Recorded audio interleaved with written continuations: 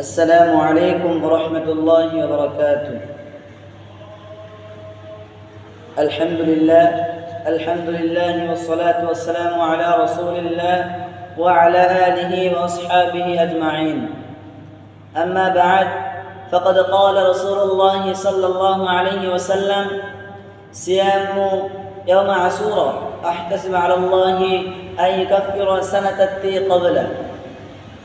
আলহামদুলিল্লাহ, সম্মানিত সুধী, আল জামিয়াতুল কুরআনি আহলুস সুন্নাহ কর্তৃক আয়োজিত সাপ্তাহিক বক্তৃতা সেমিনারের সম্মানিত সভাপতি ও বিজ্ঞ বিচারক মণ্ডলী ও আমার সামনে বসা দূর দূরান্ত থেকে ছুটে আসা এলেম পিপাসু ছাত্র ভাইয়েরা, আমার অন্তরের স্থল থেকে আমি সকলকে আমার শুভেচ্ছা ও অভিনন্দন।